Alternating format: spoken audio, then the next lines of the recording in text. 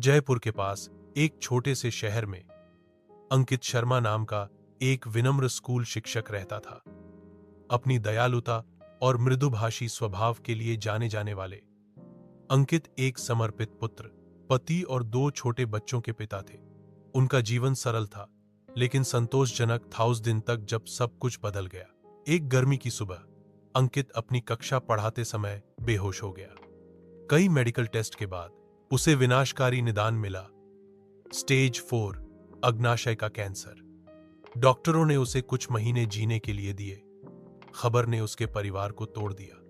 उम्मीद रेत की तरह उनकी उंगलियों से फिसलती हुई लग रही थी। जैसे जैसे दिन बीते, अंकित का शरीर कमजोर होता गया। कीमोथेरेपी से बहुत कम राहत मिली और दर्द असहनीय हो गया। इस अंधेरे के बीच उनकी बुजुर्ग मां शांति देवी एक आखिरी उम्मीद से चिपकी हुई थीं। खाटू श्याम, जो भगवान कृष्ण के कलयुग अवतार के रूप में जाने जाते हैं, जिनकी राजस्थान के खाटू में स्थित मंदिर ने अनगिनत चमत्कार देखे थे। बेटा, उसने कहा। उसके झुर्रियों वाले हाथ उसके हाथों के चारों ओर बंधे हुए थे।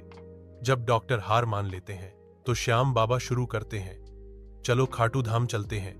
वह सुनते हैं जब दिल रोते हैं।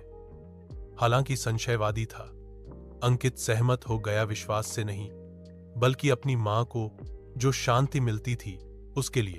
उन्होंने खाटू श्याम जी मंदिर की कठिन यात्रा की। अंकित को व्हीलचेयर में ले जाया गया। मुश्किल से सीधा बैठ पा रहा था। मंदिर श्याम बाबा की जय के जाप से उमड़ रहा था। उनकी आवाजें विश्वास से भरी हुई थीं। अगरबत्ती की खुशबू, घंटियों की आवाज और पवित्र ऊर्जा अलौकिक महसूस हुई। जैसे ही वे दर्शन पंक्ति तक पहुंचे, शांति देवी ने फुसफुसाया, श्याम बाबा, यह लड़का अब आपका है। या तो उसे ठीक करो या उसका दर्द दूर करो। जब अंकित की आंखें खाटू श्याम की मूर्ति से मिलीं, तो उसके अंदर कुछ हलचल हुई। यह डर नहीं था, यह निराशा नहीं थी, यह एक अजीब शांति थी, जैसे अदृश्य बाहों में पकड़ा जाना। उसने अपनी आंखें बंद की और पहली बार अपने दिल से प्रार्थना की, बाबा, अगर मुझे जाना है तो मैं स्वीकार करता हूं, लेकिन अगर मेरे पास रुकने का कोई कारण है तो मुझे एक संकेत दिखाओ। उस रात उसने एक नीली चमड़ी वाले योद्धा का सपना देखा, जो दिव्य प्रकाश से चमक रहा था।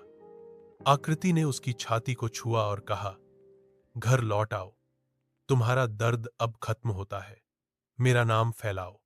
अगली सुबह अंकित महीनों में पहली बार बिना दर्द के जागा। डॉक्टरों ने इसे अस्थायी बताकर खारिज कर दिया, लेकिन दिन हफ्तों में बदल गए।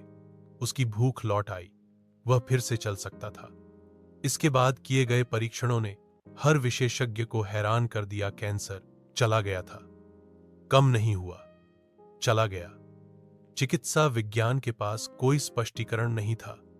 अंकित ने इस पर सवाल नहीं उठाया।